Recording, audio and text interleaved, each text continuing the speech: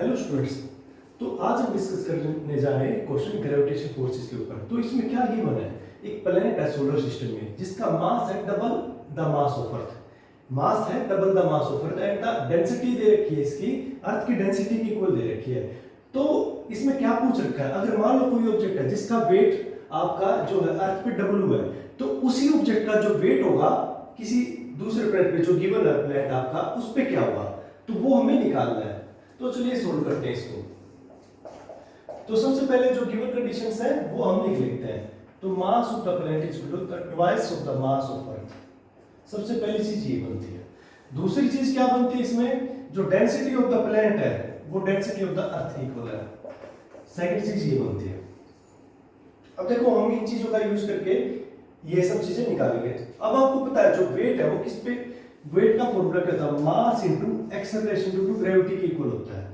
अब जो मास होता है, मास तो आपका quantity of matter inside a body होता है, वो तो हर एक जगह सेम रहेगा, चाहे वो अर्थ हो, चाहे और कोई प्लैनेट हो, चाहे कोई भी प्लैनेट हो, मास हमेशा सेम रहेगा। लेकिन एक्सेलरेशन टू ग्रेविटी आपकी चेंज हो जाती है। अब वो एक्सेलरेशन टू ग्रेविटी अगर चेंज हो तो वही हमें निकालनी है, और उसी को निकालने से हमें वेट पता लगेगा। तो देखते हैं।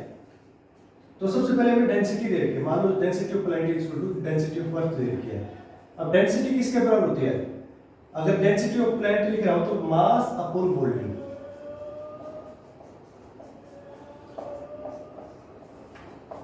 अब ये डेंसिटी ऑफ अर्थ क्या है, मास of earth divide by volume of earth. ठीक है।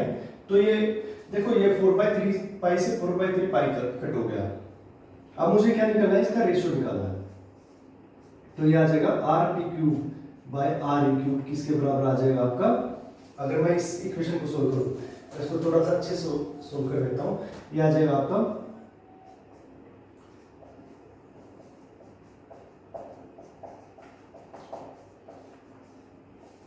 अब मुझे mp/me निकालना है, तो इसको इस साइड लिया हुआ, तो mp/me r/p³ divide by r/e³।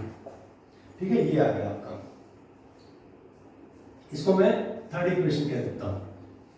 अब देखो mp इक्वल टू 2me दे रखा है, तो मैं इसको क्या लिखूंगा, 2me divide by me equal to r/p³ divide by r/e³। ठीक है, तो me से me कैंसिल हो जाएगा, तो r/p³ डिवाइड बाय r/e³ किसके बराबर आ गया आपका, ट्वाइस।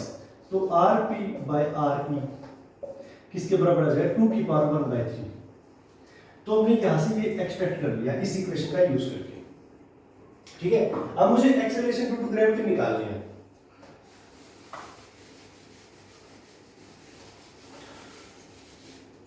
अब एक्सेलरेशन टू ग्रेविटी का फॉर्मूला क्या होता है, g इक्वल टू gm/r²। अगर मैं अर्थ के लिए एक्सेलरेशन टू ग्रेविटी लिखता हूं तो g equal to gme divide by r²। ठीक है।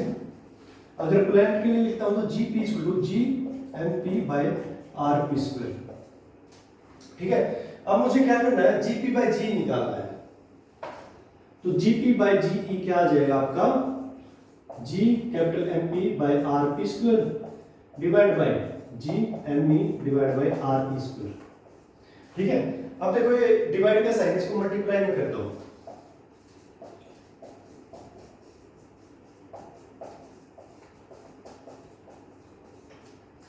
अब ये कैपिटल जी से कैपिटल जी कैंसिल आउट हो जाएगा।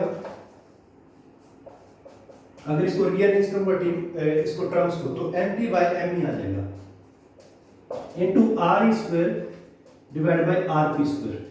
अब देखो ये mp/me आएगा। अब देखो mp/me क्या दे रखा है, mp/me क्या आ जाएगा, ट्वाइस।